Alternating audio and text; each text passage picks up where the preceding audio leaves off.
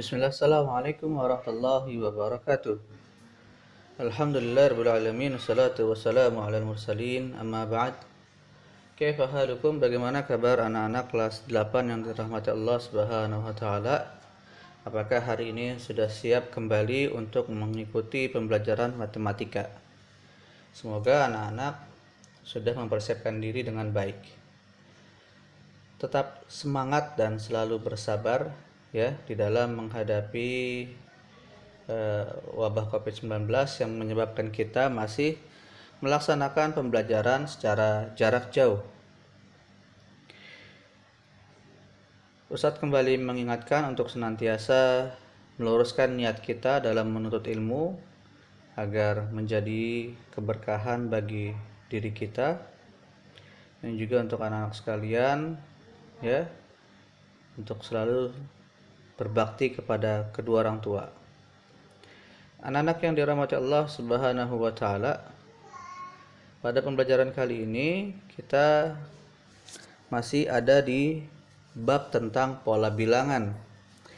Kalau pembelajaran kemarin kita sudah belajar tentang pengertian dan macam-macam dari pola bilangan, dan juga kita belajar secara khusus mengenai pola bilangan segitiga Pascal. Nah, kali ini kita akan belajar mengenai menemukan pola dari perhitungan bilangan. Jadi dari suatu perhitungan bilangan kita akan menentukan polanya seperti apa. Ya. Ini mudah, tidak akan lama ya. Jadi anak-anak silakan fokus dan konsentrasi dengan baik ya. Nah, dalam menemukan pola dari perhitungan bilangan, kita bisa melihat bahwa nanti kalian tentu masih ingat pada jumlah bilangan ganjil ya, itu bilangannya kan 1, 3, 5, 7, 9 dan seterusnya. Bila kita perhatikan ya, jumlah bilangan ganjil pertama itu punya pola tertentu. Jadi kalau kita jumlahkan, dia ada polanya. Misal yang pertama dan kedua, 1 tambah 3 itu adalah 4. 4 itu adalah 2 pangkat 2.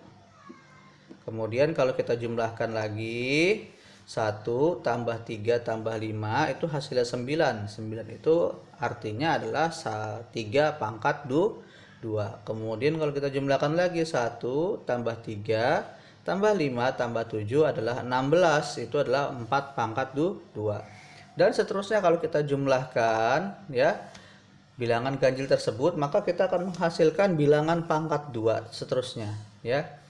Dari sini jumlah 2 bilangan ganjil pertama sama dengan kuadrat dari bilangan 2. Jumlah 3 bilangan ganjil yang pertama sama dengan kuadrat dari bilangan 3. Dan jumlah 4 bilangan ganjil yang pertama sama dengan kuadrat dari bilangan 4 dan seterusnya. Ya, sebagai tadi Ustadz sampaikan.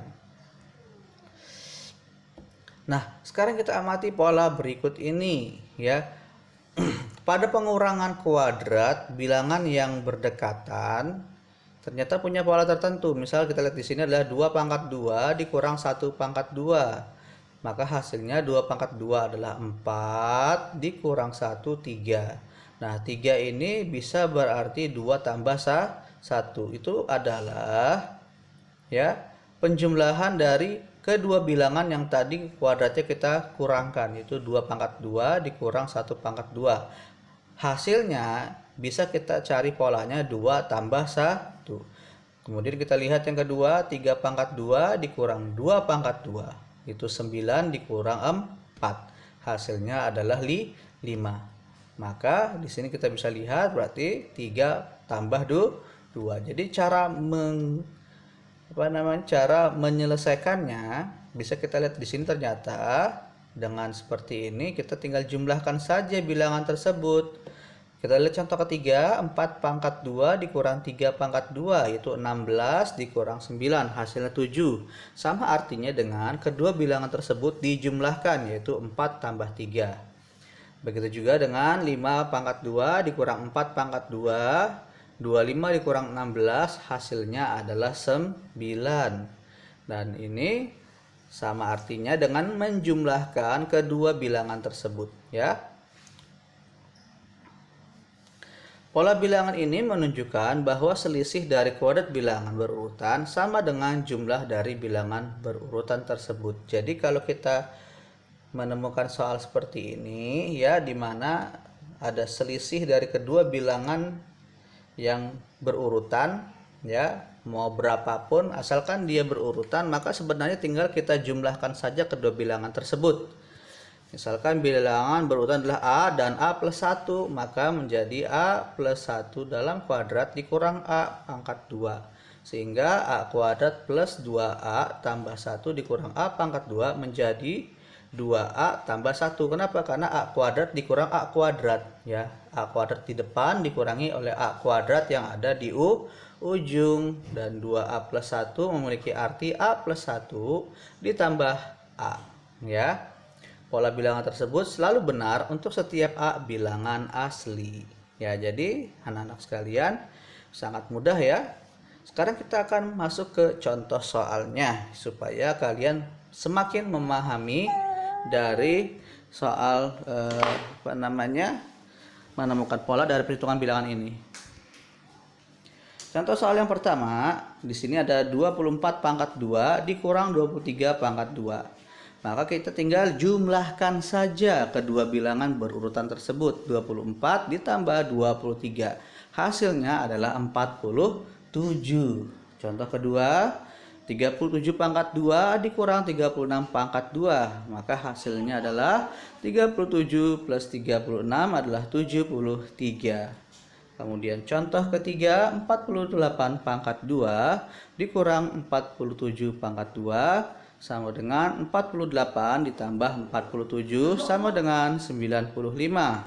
Kemudian 132 pangkat 2 dikurang 131 pangkat 2. Hasilnya tinggal kita jumlahkan. 132 ditambah 131 itu 263. Kemudian 264 pangkat 2 dikurang 263 pangkat 2. Hasilnya kita jumlahkan 264 ditambah 263 jadi 527. Nah, bagaimana anak sekalian? Mudah. Jadi ketika kita menemukan soal selisih bilangan kuadrat yang berurutan, cara penyelesaiannya cukup kita jumlahkan kedua bilangan berurutan tersebut. Ya, semoga anak-anak bisa mengerjakan tugas yang nanti akan diberikan. Ya, sangat mudah sekali untuk mengerjakannya insyaallah. Ya, terima kasih sudah menyimak sampai akhir. Subhanakallahumma bihamdika asyhadu an la ilaha illa anta astaghfiruka wa atubu ilaik. Assalamualaikum warahmatullahi wabarakatuh.